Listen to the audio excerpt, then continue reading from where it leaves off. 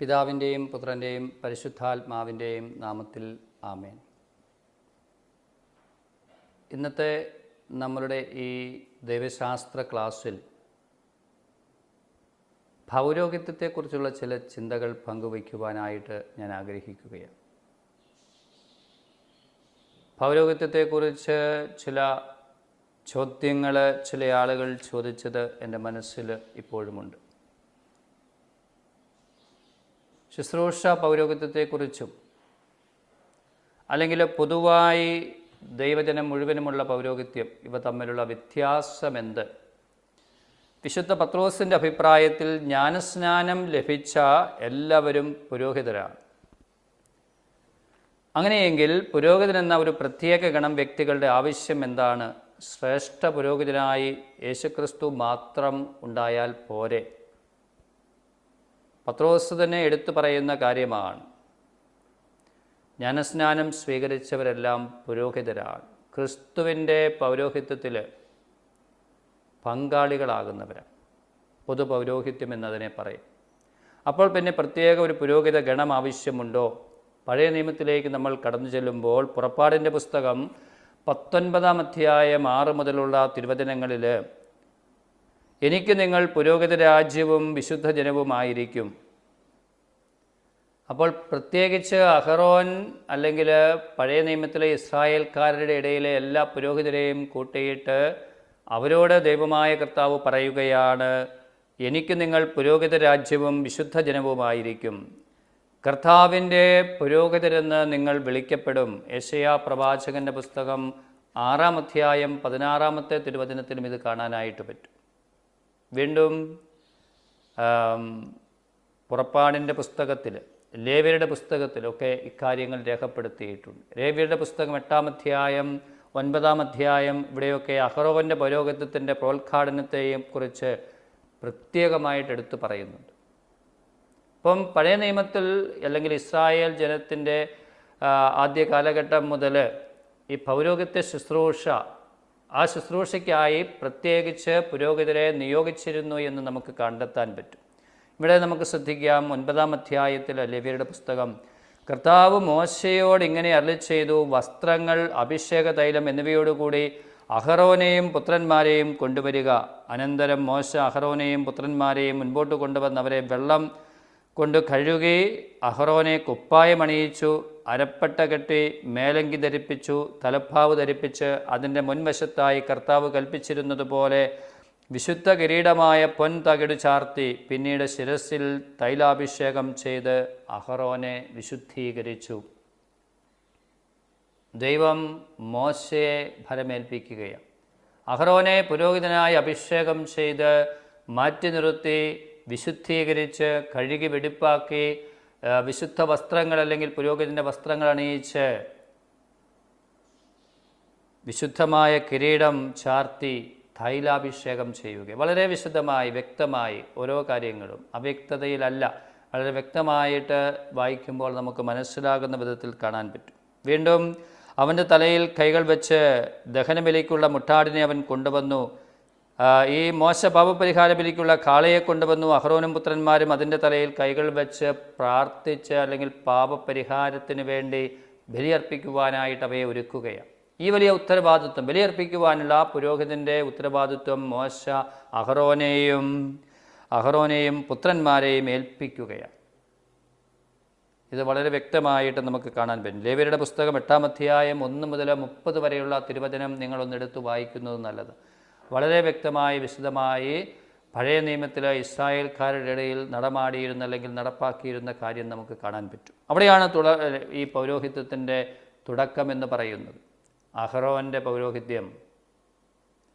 ഈ പൗരോഹിത്യം സംഖ്യാപുസ്തകത്തിലേക്ക് വരുമ്പോൾ പൗരോഹിത്യത്തെ ദൈവത്തിൽ നിന്നുള്ള ഒരു പ്രത്യേക വരദാനമായിട്ട് സൂചിപ്പിക്കുന്നു. നിന്റെ സഹോദരന്മാരായ ലേവ്യരെ ഇസ്രായേലിൽ നിന്ന് ഞാൻ വേർതിരിച്ചെടുത്തിരിക്കുന്നു. സമാഗമ കൂടാരത്തിൽ ശുശ്രൂഷ ചെയ്യുന്നതിന് കർത്താവിനുള്ള ദാനമായി അവരെ ഞാൻ നിനക്ക് തന്നിരിക്കുന്നു. പൗരോഹിത്യ ശുശ്രൂഷ നിങ്ങൾക്കുള്ള ദാനമാണ്. മറ്റാരെങ്കിലും അതിന് തുനിഞ്ഞാൽ അവൻ മരണശിക്ഷ അനുഭവിക്കണം. സംഖ്യയുടെ പുസ്തകം 18 അധ്യായം 1 മുതൽ 7 വരെയുള്ള വചനങ്ങൾ. മറ്റാരും അതിന് തുനിയാൻ പാടില്ല. ഒരു പ്രത്യേക വിഭാഗത്തെ ദൈവം നിശ്ചയിച്ചിട്ടുണ്ട്. അവരെയാണിത് ഫലമേൽപ്പിച്ചിരിക്കുന്നത്. അവരാണ് ഈ ശുശ്രൂഷ നിർവഹിക്കേണ്ടത്. മറ്റാരും പുരോഹിതരുടെ ശുശ്രൂഷകൾ കയറി ചെയ്യാൻ പാടില്ല. അപ്പോൾ തീർച്ചയായും ഇത് ദൈവത്തിൻ്റെ പ്ലാനും പദ്ധതിയും അനുസരിച്ചുള്ള കാര്യമാണ്, ദൈവത്തിൻ്റെ നിശ്ചയമാണ്, ദൈവത്തിൻ്റെ തീരുമാനമാണ്. നമുക്കറിയാം, പഴയ നിയമത്തിൽ വ്യക്തമായിട്ട് കാണുന്ന ചില കാര്യങ്ങളാണ് ഞാനിവിടെ പറഞ്ഞു വെച്ചത്. വീണ്ടും യേശുവിൻ്റെ പൗരോഹിത്യത്തിലേക്ക് നമ്മൾ വരുമ്പോൾ, ശ്രേഷ്ഠ പുരോഹിതനായ യേശോയെക്കുറിച്ച് മെൽക്കീസദേക്ക്, അഹറോൻ എന്നിവരുടെ പൗരോഹിത്യം നിത്യശ്രേഷ്ഠ പുരോഹിതനായ യേശുവിൽ പൂർത്തീകരണം കണ്ടെത്തി എന്ന് നമുക്ക് മനസ്സിലാക്കാൻ പറ്റും. നിത്യപുരോഹിതനായ യേശു മെൽക്കീസദേക്കിൻ്റെയും അഹറോൻ്റെയും പൗരോഹിത്യത്തെ പൂർത്തീകരിക്കുകയാണ്. നീ എൻ്റെ പ്രിയപുത്രനാണ്, ഇന്ന് ഞാൻ നിനക്ക് ജന്മമേകി എന്ന് അവനോട് പറഞ്ഞവൻ തന്നെയാണ് അവനെ മഹത്വപ്പെടുത്തിയത്. ഹെബ്രായ ലേഖനത്തിൽ അവിടുന്ന് വീണ്ടും പറയുന്നു, മെൽക്കീസദേക്കിൻ്റെ ക്രമപ്രകാരം നീ എന്നേക്കും പുരോഹിതനാണ്. ഹെബ്രായർക്കുള്ള ലേഖനം 5-ാം അധ്യായം 5 മുതൽ 10 വരെയുള്ള തിരുവചന ഭാഗത്തിൻ്റെ സംക്ഷിപ്തമാണ് ഞാനിവിടെ പറഞ്ഞത്. നീ എന്നേക്കും പുരോഹിതനായിരിക്കുമെന്ന് മെൽക്കീസദേക്കിൻ്റെ ക്രമപ്രകാരം ഈശോയോട് അല്ലെങ്കിൽ പറഞ്ഞു വയ്ക്കുന്ന കാര്യമാണ്. അപ്പോൾ മെൽക്കീസദേക്കിൻ്റെ ക്രമപ്രകാരം അഹറോൻ്റെ പാരമ്പര്യമനുസരിച്ച് നിത്യപുരോഹിതനായിട്ട് ഈശോ നമ്മളുടെ മുൻപിൽ ഉണ്ട്. അപ്പോൾ ഈശോയുടെ ആ നിത്യമായ പൗരോഹിത്യം, ശ്രേഷ്ഠ പുരോഹിതനായ യേശു. വീണ്ടും നമുക്കറിയാം, ഹെബ്രായ ലേഖനം 7-ാം അധ്യായത്തിൽ പറയുന്നുണ്ട്, അവൻ തന്നെ തന്നെ അർപ്പിച്ചുകൊണ്ട് എന്നേക്കുമായി ഒരിക്കൽ ബലിയർപ്പിച്ചിരിക്കുന്നു. ഈ ശ്രേഷ്ഠ പുരോഹിതനായ ഈശോ നമുക്കായി ലോകം മുഴുവൻ്റെയും പാപങ്ങൾക്ക് പരിഹാരമായി തന്നെ തന്നെ ബലിയായി അർപ്പിച്ചിരിക്കുന്നു എന്നുള്ളത്. പുരോഹിതനാണ് കർത്താവ്, അതുകൊണ്ടാണ് കർത്താവ് ബലിയർപ്പിക്കുന്നത്. വീണ്ടും 8-ാം അധ്യായം 1-ാം വാക്യം ഇതാണ്, നിത്യനായ നമ്മുടെ ശ്രേഷ്ഠ പുരോഹിതൻ, സ്വർഗത്തിൽ മഹിമയുടെ സിംഹാസനത്തിൻ്റെ വലതുഭാഗത്തിരിക്കുന്ന ഒരു പ്രധാന പുരോഹിതൻ നമുക്കുണ്ട്. അതും ഈശോയെയാണ് സൂചിപ്പിക്കുന്നത്. പ്രധാന പുരോഹിതനായി ക്രിസ്തു പ്രത്യക്ഷപ്പെട്ടു. കൂടുതൽ മഹനീയവും പൂർണ്ണവും മനുഷ്യനിർമ്മിതമല്ലാത്തതും സൃഷ്ടവസ്തുക്കളിൽ പെടാത്തതുമായ കൂടാരത്തിലൂടെ എന്നേക്കുമായി ശ്രീകോവിലിൽ അവൻ പ്രവേശിച്ചു. അപ്പോൾ ഈശോയുടെ പൗരോഹിത്യത്തെക്കുറിച്ച് പുതിയ നിയമത്തിൽ നമുക്ക് കിട്ടുന്ന സൂചനകളാണ് ഞാനിവിടെ എടുത്തു പറഞ്ഞത്. വീണ്ടും, എന്നാൽ നിത്യാത്മാവ് മൂലം കളങ്കമില്ലാത്ത ദൈവത്തിന് തന്നെ തന്നെ സമർപ്പിച്ച ക്രിസ്തുവിൻ്റെ രക്തം ജീവിക്കുന്ന ദൈവത്തെ ശുശ്രൂഷിക്കുവാൻ നമ്മുടെ അന്ധകരണത്തെ നിർജീവ പ്രവൃത്തികളിൽ നിന്ന് എത്രയധികമായി വിശുദ്ധീകരിക്കുകയില്ല. അപ്പോൾ ഇന്നത്തെ പൗരോഹിത്യം മെൽക്കീസദേക്കിൻ്റെ പൗരോഹിത്യവുമായി, അഹറോൻ്റെ പൗരോഹിത്യവുമായി, നിത്യപുരോഹിതനായ യേശുവിൻ്റെ പൗരോഹിത്യവുമായി ബന്ധപ്പെട്ടതാണ്. അപ്പോൾ തീർച്ചയായും പത്രോസ് ശ്ലീഹ പറയുന്നുണ്ട്, നിങ്ങൾ വിശുദ്ധ പുരോഹിത ഗണമെന്ന് എല്ലാ ക്രിസ്ത്യാനികളെയും വിളിക്കുന്നുണ്ടെങ്കിലും അതിനുവേണ്ടി ഈ പൗരോഹിത്യ ശുശ്രൂഷ നിർവഹിക്കുവാനായിട്ടൊരു പ്രത്യേക ഗണം വേണമെന്നുള്ളത് ദൈവത്തിൻ്റെ നിശ്ചയമാണ്. വിശുദ്ധീകരിക്കപ്പെട്ടവരെ അവൻ ഏക ബലിസമർപ്പണം വഴി എന്നേക്കുമായി പരിപൂർണരാക്കിയിരിക്കുകയാണ്. കർത്താവ് തൻ്റെ ആ ബലിയർപ്പണത്തിലൂടെ നമ്മെ എല്ലാവരെയും ഏക ബലിയിലൂടെ പൂർത്തീകരിച്ചിരിക്കുന്നു. അത് നമുക്കിന്ന് ലഭ്യമാകുന്ന വിധം ഈ പുരോഹിതരിലൂടെ, ദൈവത്തിൻ്റെ ഉപകരണങ്ങളായ പുരോഹിതരിലൂടെ ദൈവജനത്തിന് ഈ ശുശ്രൂഷകൾ, ഈ കൃപകൾ, ഈ ദാനങ്ങൾ, ഈ വരങ്ങൾ, പാപമോചനം, ദൈവവചനം ഇതെല്ലാം ലഭ്യമായിക്കൊണ്ടിരിക്കുകയാണ്. അപ്പം നമുക്കറിയാം, കത്തോലിക്ക പൗരോഹിത്യത്തെക്കുറിച്ച് പറയുമ്പോൾ കർത്താവ് ഫലമേൽപ്പിച്ച ഈ പൗരോഹിത്യമാണ് ഇന്ന് കത്തോലിക്ക സഭയിലെ പുരോഹിതർ പരികർമ്മം ചെയ്തുകൊണ്ടിരിക്കുന്നത്. അതിൻ്റെ അടിസ്ഥാനമാണ് ഞാൻ പറഞ്ഞു വന്നത്. ലോകാവസാനം വരെ സകല മനുഷ്യരാശിക്കും വേണ്ടി ഇത് നിറവേറ്റുവാനുള്ള ദൗത്യം സഭയിലെ അപ്പസ്തോലന്മാരിലൂടെ, സ്ലീഹന്മാരിലൂടെ, അപ്പസ്തോലന്മാരിലൂടെയും സഭയ്ക്ക് നേതൃത്വം കൊടുത്തവരിലൂടെ ഇന്ന് സഭയിലെ പുരോഹിതരിൽ എത്തി നിൽക്കുകയാണ്. തീർച്ചയായും നമുക്കറിയാം, ഈശോ തൻ്റെ ശിഷ്യന്മാരെ വിളിക്കുന്ന രംഗം ബൈബിളിൽ രേഖപ്പെടുത്തിയിട്ടുണ്ട്. മർക്കോസിൻ്റെ സുവിശേഷം 3-ാം അധ്യായം 13 മുതൽ 15 വരെയുള്ള തിരുവചന ഭാഗം. അവൻ മലമുകളിലേക്ക് കയറി തനിക്ക് ഇഷ്ടമുള്ളവരെ അടുത്തേക്ക് വിളിച്ചു. അവർ അവൻ്റെ സമീപത്തേക്ക് ചെന്നു. അവൻ 12 പേരെ നിയോഗിച്ചു. അവർക്ക് അപ്പസ്തോലന്മാർ എന്ന് പേരും നൽകി. കർത്താവ് മലമുകളിൽ കയറി തൻ്റെ ശിഷ്യന്മാരെ അടുത്തേക്ക് വിളിച്ച് 12 പേരെ പ്രത്യേകം തിരഞ്ഞെടുത്ത് അവർക്ക് പേരു നൽകി അവരെ ഈ ദൗത്യം ഫലമേൽപ്പിക്കുകയാണ്. ഈശോ ഏൽപ്പിച്ച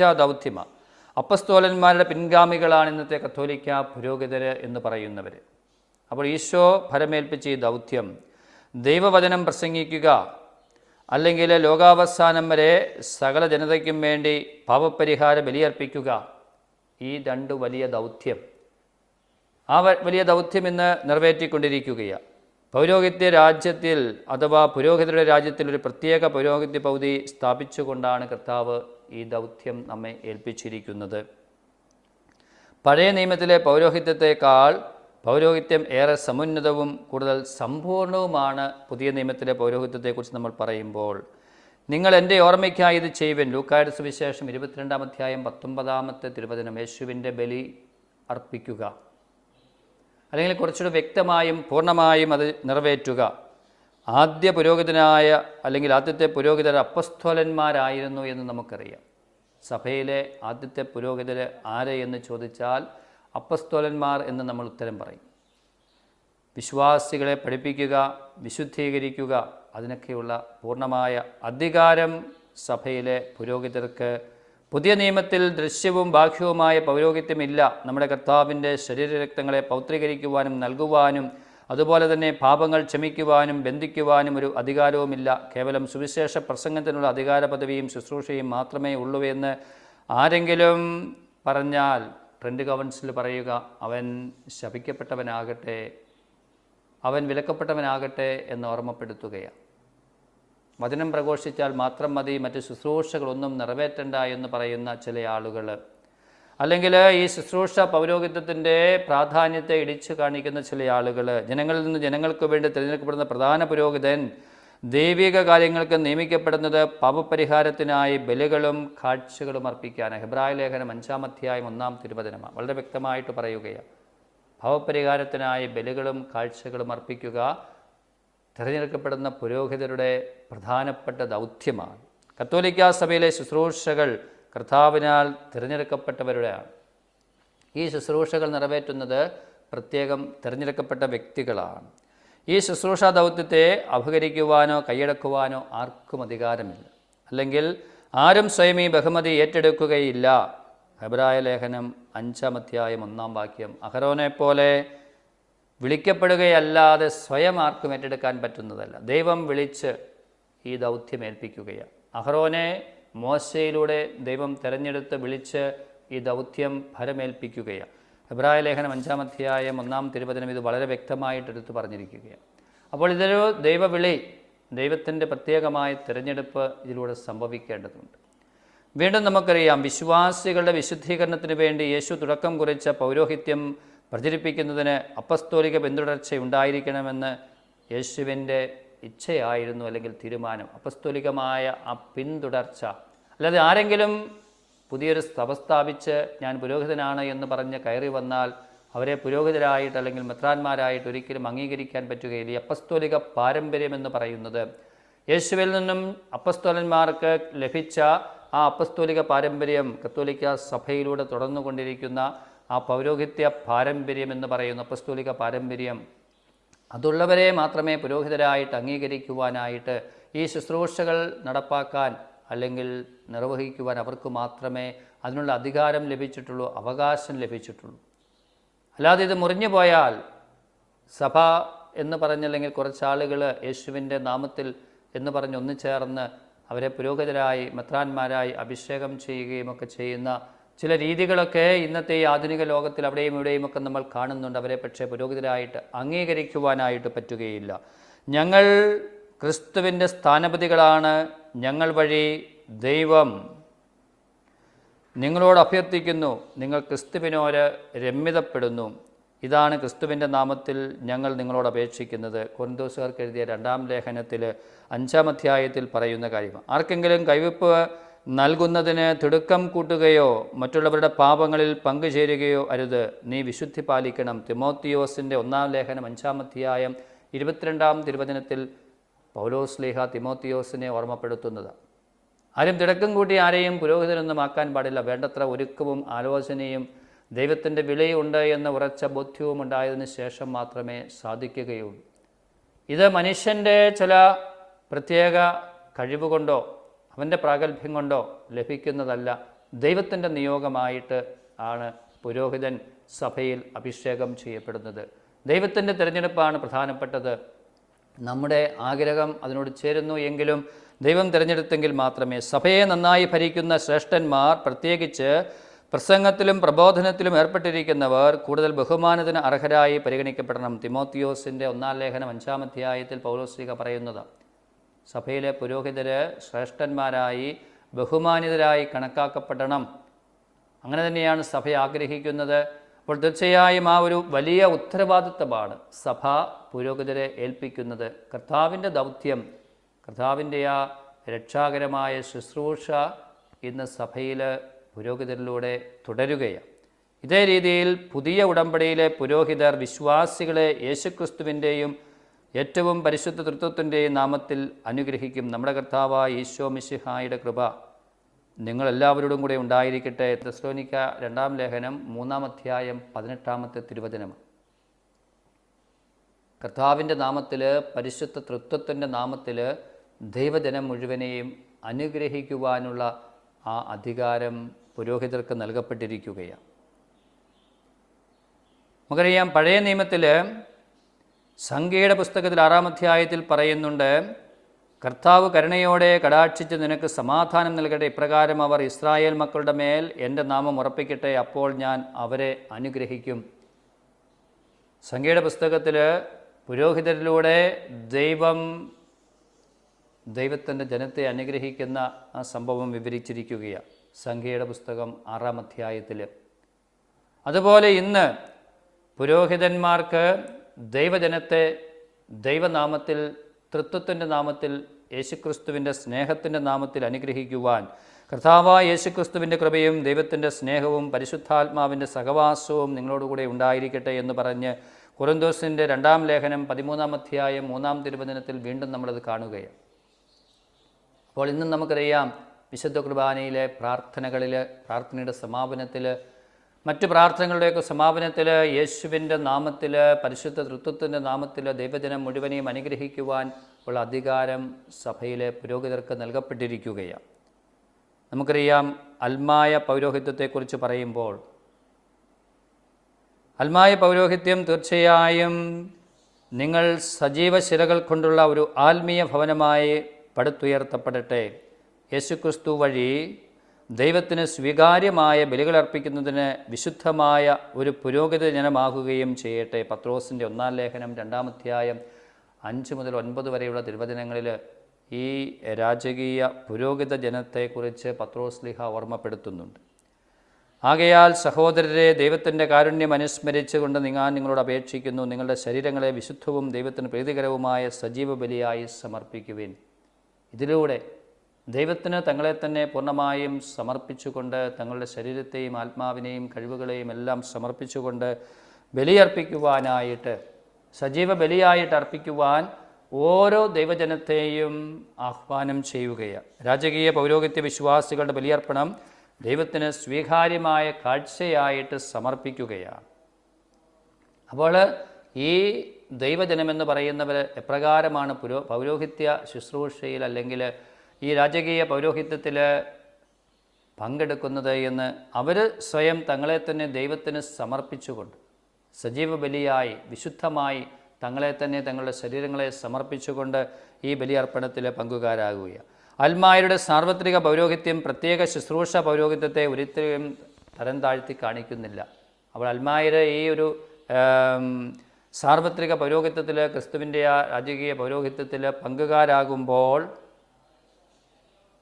വ്യത്യസ്തമായി പുരോഹിതരായി തിരഞ്ഞെടുക്കപ്പെട്ടവരെ, സഭയിലെ ശുശ്രൂഷ പൗരോഹിത്യത്തിൽ ഏർപ്പെട്ടിരിക്കുന്നവർ അല്ലെങ്കിൽ അവരുടെ പൗരോഹിത്യത്തെ താഴ്ത്തി കാണിക്കുകയല്ല. കത്തോലിക്കാ സഭയിലെ പൗരോഹിത്യം ജ്ഞാനസ്നാനത്തിൽ നിന്ന് ഉരുത്തിരിയുന്ന അൽമായരുടെ പൗരോഹിത്യത്തിൽ നിന്ന് സാരവത്തായ വിധത്തിൽ വ്യത്യസ്തമാണ് എന്ന് സഭ നമ്മളെ പഠിപ്പിക്കുകയാണ്. കത്തോലിക്കാ സഭയിലെ പൗരോഹിത്യം ജ്ഞാനസ്നാനത്തിൽ നിന്ന് ഉരുത്തിരിയുന്ന അൽമായരുടെ പൗരോഹിത്യത്തിൽ നിന്ന് സാരവത്തായ വിധത്തിൽ വ്യത്യസ്തമാണ്. രാജകീയ പൗരോഹിത്യ വംശത്തിൽ നിന്ന് ദൈവം തിരഞ്ഞെടുക്കപ്പെട്ട വ്യക്തികളുടെ ഒരു സംഘത്തെ തിരഞ്ഞെടുത്തു. അവരെ വിശുദ്ധീകരിച്ചു. വിശ്വാസികളുടെ ആവശ്യങ്ങൾക്ക് ശുശ്രൂഷ ചെയ്യുവാനും അവരുടെ വിശ്വാസയാത്രയിൽ അവരെ നയിക്കുവാനും അവരെ വേർതിരിച്ചു നിർത്തി. പഴയ നിയമത്തിൽ യാഹ്വേ ചെയ്തതുപോലെ അഹ്റോൻ്റെ കാര്യത്തിൽ, അല്ലെങ്കിൽ അഹ്റോൻ്റെയും പുത്രന്മാരുടെയും കാര്യത്തിൽ ചെയ്തതുപോലെ ഇന്നും മാറ്റി നിർത്തിയിരിക്കുകയാണ് തിരഞ്ഞെടുത്ത് മാറ്റി നിർത്തിയിരിക്കുകയാണ്. തീർച്ചയായും നമുക്കറിയാം, പൗരോഹിത്യത്തോട് ബന്ധപ്പെട്ട് സഭയുടെ ഖാനൻ നിയമത്തിൽ 323 ഖാനൻ ഇവിടെ നിങ്ങളോട് പങ്കുവയ്ക്കുവാനായിട്ട് ഞാൻ ആഗ്രഹിക്കുകയാണ്. ഔദ്യോഗികമായ സഭാ അധികാരിയാൽ തിരഞ്ഞെടുക്കപ്പെട്ട് ഇടയനായ മിശിഹായുടെ ദൗത്യത്തിലും അധികാരത്തിലും പങ്കുചേരുന്ന സഭാ ശുശ്രൂഷകരായി തീരുന്നതിന് തിരുപ്പട്ടത്തിൽ ലഭിക്കുന്ന പരിശുദ്ധാത്മാവിൻ്റെ ദാനത്താൽ നിയുക്തരായ ക്രിസ്തീയ വിശ്വാസികളാണ് വിശുദ്ധ ശുശ്രൂഷകർ എന്നുകൂടി വിളിക്കപ്പെടുന്ന പുരോഹിത ശുശ്രൂഷകൾ. അപ്പോൾ പൗരോഹിത്യത്തെക്കുറിച്ച് അല്ലെങ്കിൽ പുരോഹിതനെക്കുറിച്ച് ഖാനൻ നിയമത്തിൽ 323 നമ്പറിൽ പറഞ്ഞിരിക്കുന്ന കാര്യമാണ് ഞാനിവിടെ, ആ നിയമത്തിൽ പറഞ്ഞിരിക്കുന്ന കാര്യമാണ് ഞാനിവിടെ വായിച്ചത്. ഔദ്യോഗികമായ സഭാധികാരിയാൽ തിരഞ്ഞെടുക്കപ്പെട്ട് ഇടയനായ മിശിഹായുടെ ദൗത്യത്തിലും അധികാരത്തിലും പങ്കുചേരുന്ന സഭാ ശുശ്രൂഷകരായി തീരുന്നതിന് തിരുപ്പട്ടത്തിൽ ലഭിക്കുന്ന പരിശുദ്ധാത്മാവിൻ്റെ ദാനത്താൽ നിയുക്തരായ ക്രിസ്തീയ വിശ്വാസികളാണ് വിശുദ്ധ ശുശ്രൂഷകർ എന്നുകൂടി വിളിക്കപ്പെടുന്ന പുരോഹിത ശുശ്രൂഷികൾ. ഒത്തിരി കാര്യങ്ങൾ ആ നിയമത്തിൽ ഉൾച്ചേർന്നിട്ടുണ്ട്. പല പ്രധാനപ്പെട്ട കാര്യങ്ങളും അടിസ്ഥാനപരമായി ക്രിസ്തീയ വിശ്വാസ സമൂഹത്തിൻ്റെ സമൂഹത്തിൻ്റെ തന്നെ ഭാഗമാണ് പുരോഹിതർ. സഭാധികാരികളാണ് അവരെ തിരഞ്ഞെടുക്കേണ്ടത്. സമൂഹത്തിൻ്റെ ഭാഗമാണെങ്കിലും തിരഞ്ഞെടുപ്പ് സഭാധികാരികൾ നിർവഹിക്കേണ്ടതാണ്. പരിശുദ്ധാത്മാവിൻ്റെ ദാനത്താലാണ് അവർ പുരോഹിതരായിട്ട് നിയുക്തരാക്കപ്പെടുന്നത്. സഭാ ശുശ്രൂഷയ്ക്കായിട്ടാണ് അവർ നിയോഗിക്കപ്പെടുന്നത്. ഈ ശുശ്രൂഷ ഇടയനായ മിശിഹായുടെ അധികാരത്തിലും ദൗത്യത്തിലുമുള്ള പങ്കുചേരലാണ് പുരോഹിതർ വിശുദ്ധ ശുശ്രൂഷകരെന്നും അറിയപ്പെടുന്നു. ഇങ്ങനെ 4-6 കാര്യങ്ങൾ ഈ ഒരു നിയമത്തിൽ ഉൾച്ചേർന്നിരിക്കുകയാണ്. വീണ്ടും കത്തോലിക്കാ സഭയുടെ മതബോധന ഗ്രന്ഥം 1591-92 നമ്പറുകളിൽ 2-3 കാര്യങ്ങൾ ശുശ്രൂഷ പൗരോഹിത്യത്തോട് ബന്ധപ്പെടുത്തി എടുത്തു പറയുന്നു. 1. പ്രബോധനം, ആരാധന, അജപാലനം. പൊതുപൗരോഹിത്യത്തിൽ അധിഷ്ഠിതവും എന്നാൽ അതിൻ്റെ ശുശ്രൂഷയ്ക്കായും മിശിഹായുടെ ദൗത്യത്തിലുള്ള മറ്റൊരു പങ്കുചേരലുണ്ട്. സമൂഹത്തിൻ്റെ തലവനായ മിശിഹായുടെ നാമത്തിലും വ്യക്തിയിലും സമൂഹത്തിൻ്റെ മധ്യത്തിൽ ശുശ്രൂഷ ചെയ്യാനുള്ള ദൗത്യമാണ് പൗരോഹിത്യത്തിലൂടെ നൽകപ്പെടുന്നത്. അപ്പോൾ പ്രത്യേകമായ ദൗത്യമെന്ന് പറയുന്നത് പ്രബോധനം നൽകുക, ആരാധന അർപ്പിക്കുക, അജപാലന ശുശ്രൂഷ നിർവഹിക്കുക. നമുക്കറിയാം, ഈ സഭാ നിയമത്തിൽ പറഞ്ഞിരിക്കുന്നത് കൂടാതെ ഈ കത്തോലിക്കാ സഭയുടെ മതബോധന ഗ്രന്ഥത്തിൽ ശുശ്രൂഷ പൗരോഹിത്യം പൊതുപൗരോഹിത്യത്തിൽ അധിഷ്ഠിതമാണ്, മിശിഹായുടെ നാമത്തിലാണ്, പൊതുപൗരോഹിത്യത്തിൻ്റെ ശുശ്രൂഷയ്ക്ക് വേണ്ടിയാണ്, മിശിഹായുടെ ദൗത്യത്തിലുള്ള പങ്കുചേരലാണ്, സമൂഹ മധ്യത്തിലാണ് അവർ ശുശ്രൂഷ ചെയ്യുക. ഇത് വിശുദ്ധമായ അധികാരമാണ്, പൊതുപൗരോഹിത്യത്തിൽ നിന്നും വ്യത്യസ്തമാണ്. പ്രബോധനം, ആരാധന, അജപാലനം ഇത് പുരോഹിതരുടെ ഏറ്റവും പ്രധാനപ്പെട്ട ദൗത്യമാണ് എന്ന് ഓർമ്മപ്പെടുത്തുകയാണ്. അപ്പോൾ കത്തോലിക്ക സഭയിലെ പൗരോഹിത്യത്തെക്കുറിച്ചുള്ള ചിന്തകളായിരുന്നു നമ്മളിവിടെ പങ്കുവെച്ചുകൊണ്ടിരുന്നത്. പഴയ നിയമത്തിൽ അഹ്റോൻ്റെ അല്ലെങ്കിൽ മെൽക്കീസദേക്കിൻ്റെ പൗരോഹിത്യത്തിൽ ആരംഭിച്ച് നിത്യപുരോഹിതനായ ക്രിസ്തുവിൻ്റെ പൗരോഹിത്യത്തിൽ പങ്കുചേർന്നുകൊണ്ട് ഇന്ന് കത്തോലിക്ക സഭയിലെ പുരോഹിതർ തങ്ങളുടെ ശുശ്രൂഷകൾ ഏറ്റവും ഭംഗിയായി വ്യത്യസ്തമായ രീതിയിൽ നിറവേറ്റിക്കൊണ്ടിരിക്കുകയാണ്. അത് കർത്താവിൻ്റെ തിരഞ്ഞെടുപ്പിലൂടെ, നിയോഗത്തിലൂടെ സംഭവിക്കുന്നതാണ്. അതിന് സഭാധികാരികളിലൂടെ പുരോഹിതർ തിരഞ്ഞെടുക്കപ്പെടുകയും പ്രത്യേകം പരിശുദ്ധാത്മാവിനാൽ അഭിഷേകം ചെയ്ത് നിയോഗിക്കപ്പെടുകയുമാണ്. ആ പുരോഹിത ശുശ്രൂഷകൾ നമുക്കോരോരുത്തർക്കും, സഭ മുഴുവനും, ഈ ലോകം മുഴുവനും അനുഗ്രഹമായി തീരട്ടെ എന്ന് നമുക്ക് പ്രാർത്ഥിക്കാം. പിതാവിൻ്റെയും പുത്രൻ്റെയും പരിശുദ്ധാത്മാവിൻ്റെയും നാമത്തിൽ ആമേൻ. കോഴ്സുകളെക്കുറിച്ചുള്ള വിശദ വിവരങ്ങൾക്ക് the director, alpha institute of theology and science, Sandeshabhavan, post box number 70, Thalassery 670101. Telephone 0490 2344 727 2343 707. Email alfits@gmail.com. Website www.alphathalassery.com. ഈ പ്രോഗ്രാമിനെ കുറിച്ചുള്ള അഭിപ്രായങ്ങളും നിർദ്ദേശങ്ങളും ഞങ്ങളെ അറിയിക്കുക. വിലാസം: the producer, Theologia, Shalom television, Peruvannamuzhi PO, Kozhikode 673-528. Phone 0496 266 4600.